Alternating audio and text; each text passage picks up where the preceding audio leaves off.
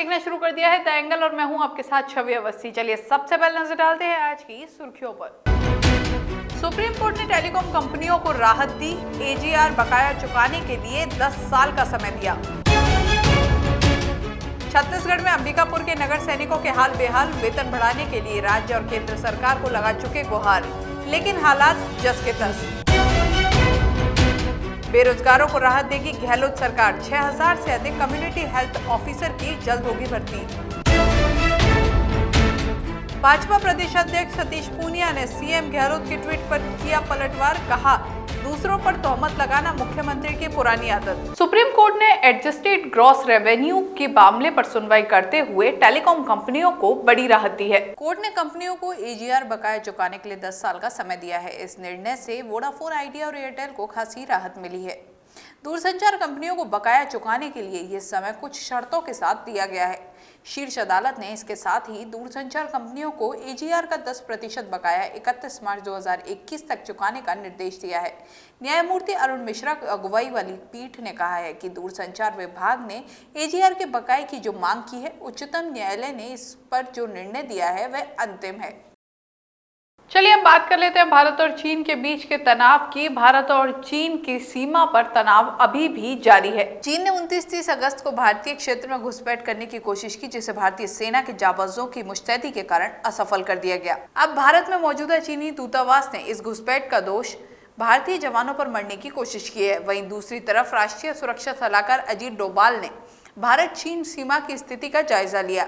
भारत में मौजूद चीनी दूतावास ने बयान जारी कर कहा कि भारतीय सैनिकों ने पैंगोंग त्सो के दक्षिणी तट पर एक बार फिर से वास्तविक नियंत्रण रेखा को अवैध रूप से पार करने की कोशिश की। चीन ने सीमावर्ती सैनिकों को नियंत्रित और सीमित करने का आग्रह किया है। अनलॉक 4 शुरू हो चुका है और 7 सितंबर से मेट्रो की भी शुरुआत होने वाली है। वहीं रेलवे ने भी ट्रेन की संख्या बढ़ाने का फैसला किया है। रेल मंत्रालय ने कहा है कि वो अधिक विशेष ट्रेनों पर विचार कर रही है। इसके लिए राज्य सरकारों से सलाह मशवरा भी किया गया है। कोरोना वायरस संक्रमण के कारण मार्च के आखिर से यात्री ट्रेनों का परिचालन बंद है। वर्तमान में रेलवे 230 स्पेशल ट्रेनें संचालित कर रहा है, जिसमें 30 राजधानी है। आने वाले महीनों में दशहरा, दीपावली, छठ पूजा जैसे कई त्योहार आने वाले हैं, जिनमें यात्रियों की संख्या काफी ज्यादा बढ़ जाती है। देश में जिस रफ्तार से कोरोना वायरस बढ़ रहा है, उसी रफ्तार से जांच की प्रक्रिया भी तेज होती जा रही है। यहाँ अब तक 4 करोड़ से अधिक जांच हो चुकी है। केंद्रीय स्वास्थ्य मंत्रालय ने ये जानकारी दी। मंत्रालय ने कहा कि पिछले 2 सप्ताह में 1,22,66,514 जांच की गई हैं। जिन राज्यों में सबसे ज्यादा जांच हो रही हैं, उनमें तमिलनाडु, उत्तर प्रदेश और महाराष्ट्र शीर्ष पर हैं। पिछले 24 घंटे में 10 लाख से ज्यादा नमूनों की जांच की गई है। वहीं अब तक स्वस्थ हुए मरीजों की संख्या 28 लाख से अधिक हो गई है। स्वास्थ्य मंत्रालय के अनुसार देश में स्वस्थ होने की दर 76.94 है।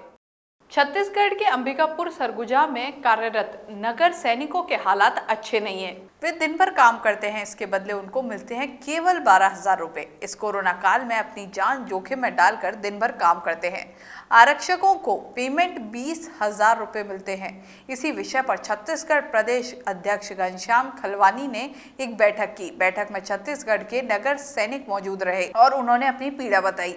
उनका कहना था कि हमारी ड्यूटी कोविड-19 में दी गई और हमने उसे पूरी ईमानदारी से पूरा किया और कर रहे हैं। उनका कहना है कि मध्य प्रदेश, उत्तर प्रदेश और अन्य राज्यों में नगर सैनिक को आरक्षक का ही भुगतान दिया जाता है, लेकिन छत्तीसगढ़ में ऐसी स्थिति नहीं है। उन्होंने इस मुद्दे को लेकर केंद्र मंत्री से लेकर राज्य मंत्री तक सबसे चर्चा की है, लेकिन आज भी हाल बेहाल है। उनका कहना था कि नगर सैनिक में महिलाएं भी शामिल हैं, उनकी परेशानी को कोई नहीं सुनता है।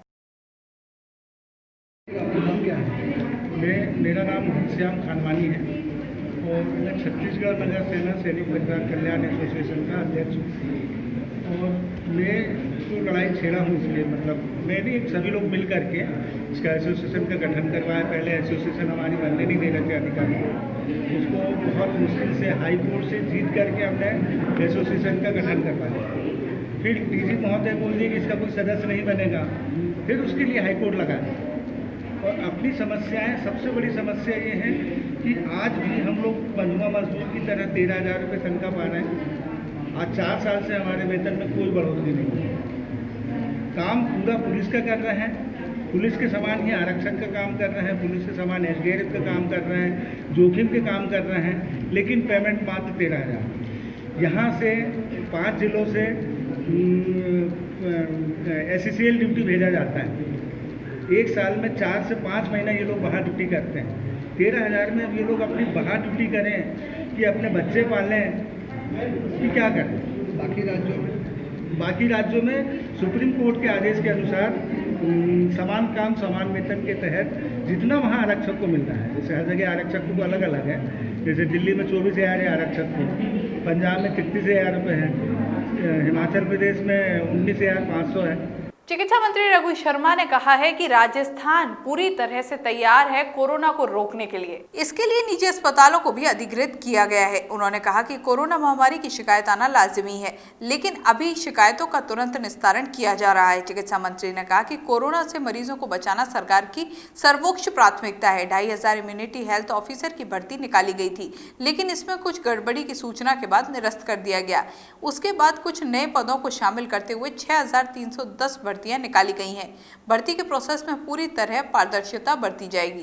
पहले 2,500 कम्युनिटी हेल्थ ऑफिसर्स की भर्ती का प्रोसेस जब शुरू किया गया था, तो मैंने उसके बारे में पता किया, कुछ खामियां थी भर्ती के प्रोसेस के अंदर।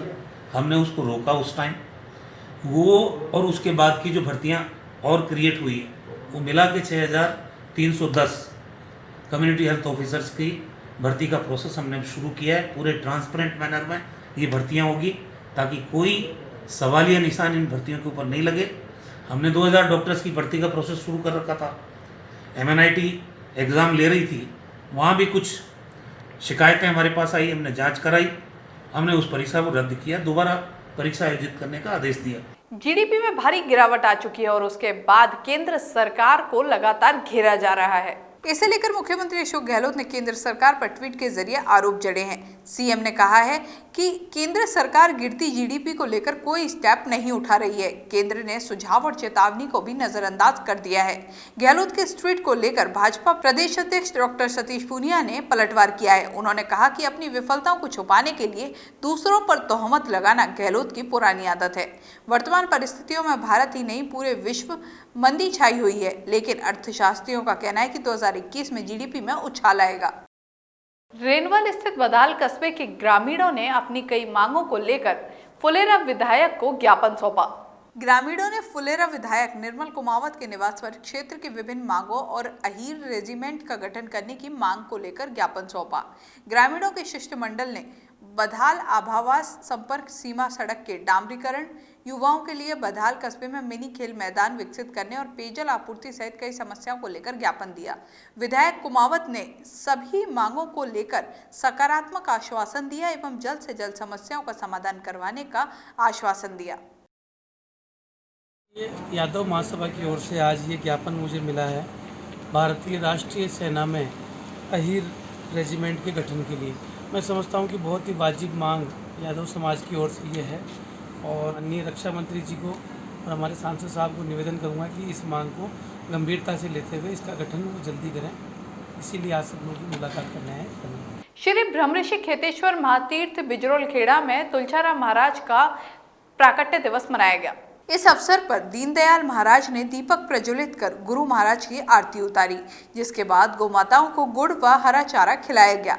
गुरु महाराज के दीर्घायु व स्वस्थ जीवन की मंगल कामना की गई। इस अवसर पर श्री खेतेश्वर जन्मस्थली मंदिर खेड़ा के प्रधान पुजारी तेजाराम राजपुरोहित बड़ी संख्या में श्रद्धालुओं के साथ उपस्थित रहे।